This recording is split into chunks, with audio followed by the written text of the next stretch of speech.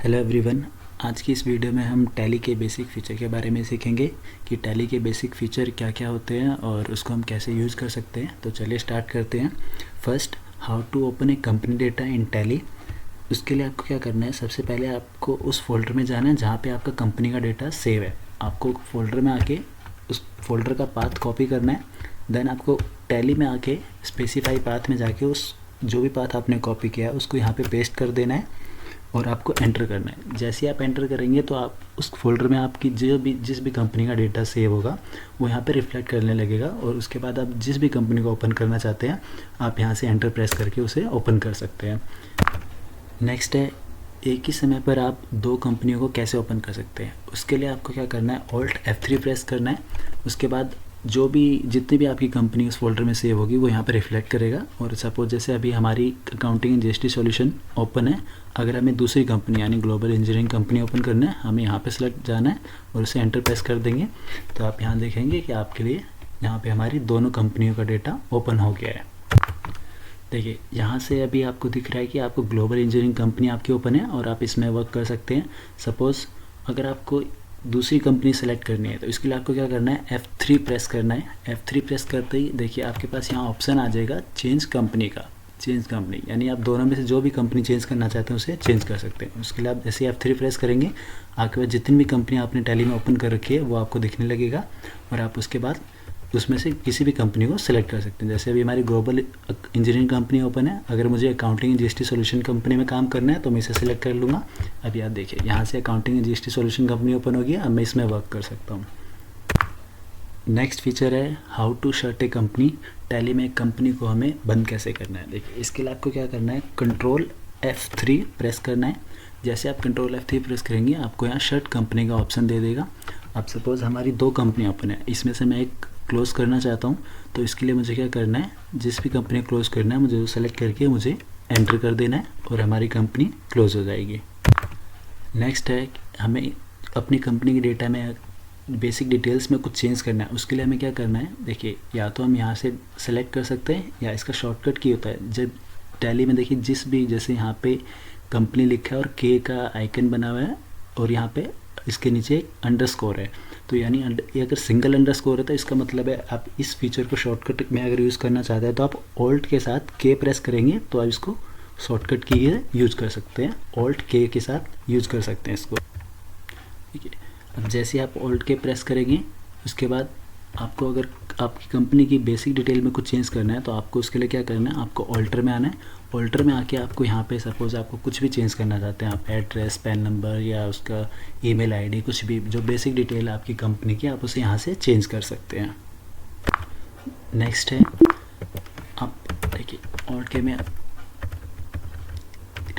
Remote access, browser access, ये जब आप कंपनी को आप ऑनलाइन यूज़र आईडी क्रिएट करके आप इसको अपने जो टैली का डेटा है उसको रिमोट एक्सेस में यूज़ कर सकते हैं और ब्राउज़र एक्सेस यानी क्रोम वगैरह पे भी यूज़ कर सकते हैं।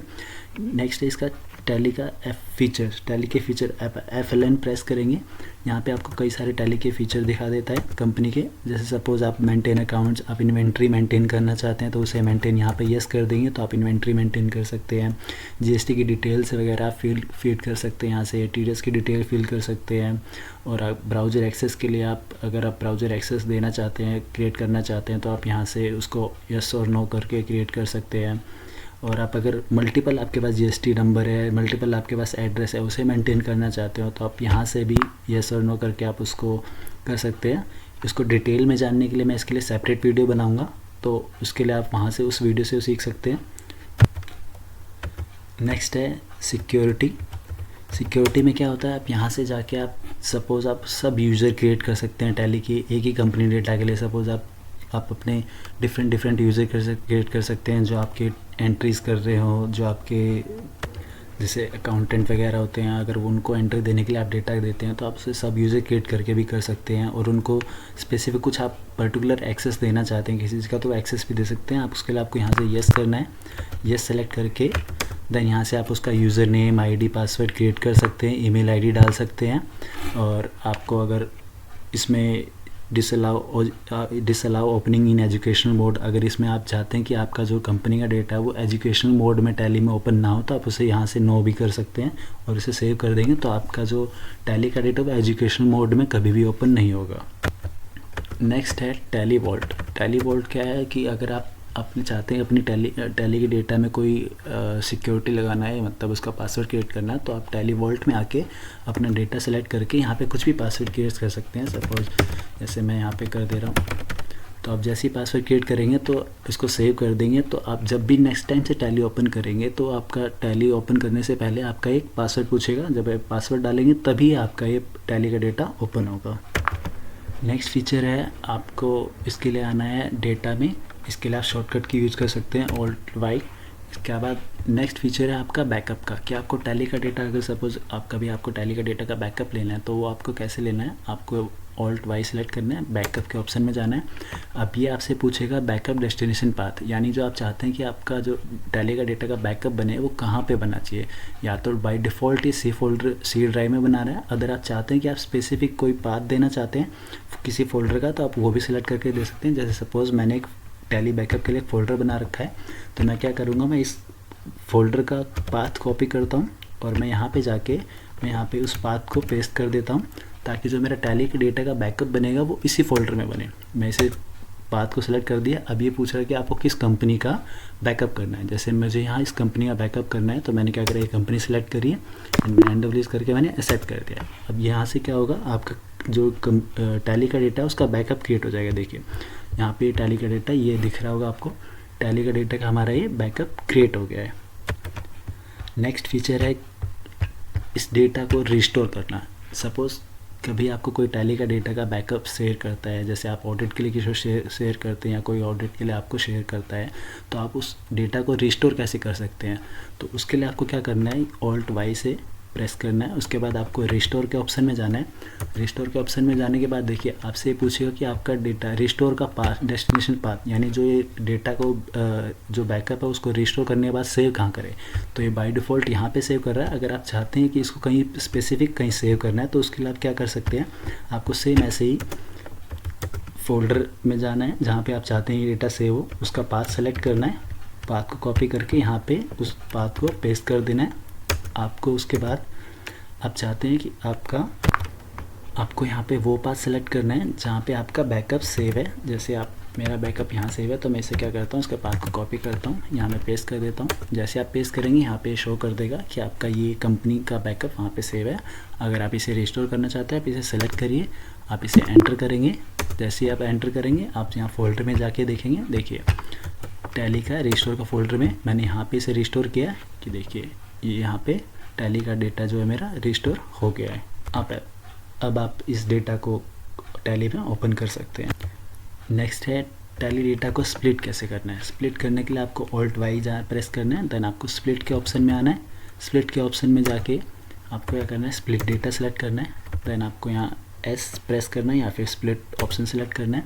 अब आप सपोज़ जिस भी पीरियड से अपने डेटा को स्प्लिट करना चाहते हैं वो पीरियड आपको सेलेक्ट करना है।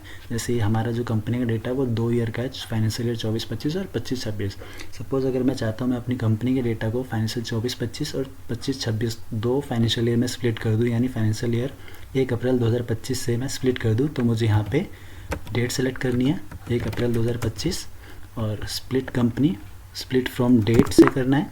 एंड जैसे ही आप ये पूछेगा स्प्लिट फ्रॉम ईयर, जो नई कंपनी क्रिएट होगी उसका नाम क्या होगा, accounting and GST solution from 1 अप्रैल 2025। तो मैंने जैसे ही मैं यस करूँगा तो आप ये आपसे कंफर्मेशन के लिए पूछेगा कि continue to split company data. आप जैसे ही यस प्रेस करेंगे, देखिए इसने अपना प्रोसेस स्टार्ट कर दिया है और ये स्प्लिट डेटा स्प्लिट होना स्टार्ट हो जाएगा आपका।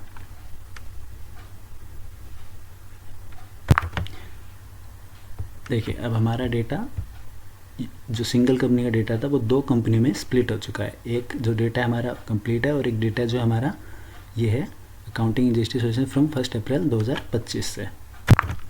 नेक्स्ट फीचर है, उसके लिए आपको Alt Y में जाना, डेटा पाथ। डेटा पाथ में क्या है, बेसिकली आपका इसमें ये देता रहता है कि आपका जो कंपनी का डेटा है वो कहाँ से पिक करता है। बाय डिफ़ॉल्ट ये जो ऑटोमेटिक आप जब टैली इंस्टॉल करते हैं तो ये पाथ अपने आप ऑटोमेटिकली ले लेता है।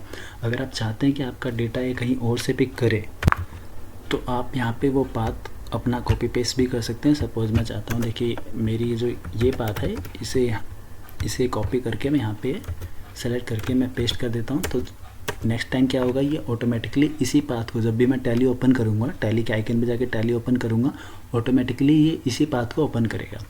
ये सेकंड है, इसमें आपका कंपनी का backup path automatically by default ये सी ड्राइव में आपका बैकअप बनाता है टैली का, अगर आप बैकअप लेते हैं तो। अदरवाइज़ आप इसे भी ऑल्टर कर सकते हैं, यहाँ से सेम ऐसे ही जाके आप जो भी पाथ चाहते हैं वहाँ से कॉपी करिए और आप यहाँ पे पेस्ट कर देंगे। तो जब भी आप नेक्स्ट टाइम टैली डेटा का बैकअप बनाएंगे तो आपका वो पाथ यहीं पे सेव होगा। नेक्स्ट फीचर है इंपोर्ट का। टैली में देखिए, आप टैली में आप जो मास्टर्स हैं यानी लेजर्स वगैरह या ग्रुपिंग वगैरह जो भी इंपोर्ट करना चाहते हैं वहाँ से इंपोर्ट भी कर सकते हैं। और सेम ऐसी टैली में आप ये भी फीचर आ गया, आप एक्सेल से अगर कुछ डेटा इंपोर्ट करना चाहते हैं आप यहाँ से उसे एक एक्सेल में मैपिंग करके टैली से यहाँ से इंपोर्ट कर सकते हैं। इसके लिए मैपिंग वगैरह उसके लिए मैं सेपरेट वीडियो बनाऊँगा। और अगर आप टैली में ये फीचर बैंक डिटेल्स वगैरह भी, बैंक स्टेटमेंट इंपोर्ट करने का आप यहाँ से इंपोर्ट कर सकते हैं। जीएसटी रिटर्न्स भी आप यहाँ से इंपोर्ट कर सकते हैं टैली के आप। और नेक्स्ट फीचर है एक्सपोर्ट करने का। अगर आप चाहते हैं कि यहाँ से टैली से कुछ एक्सपोर्ट करना, जैसे जीएसटी रिटर्न, तो आप जैसे R13 यहाँ से एक्सपोर्ट कर सकते हैं।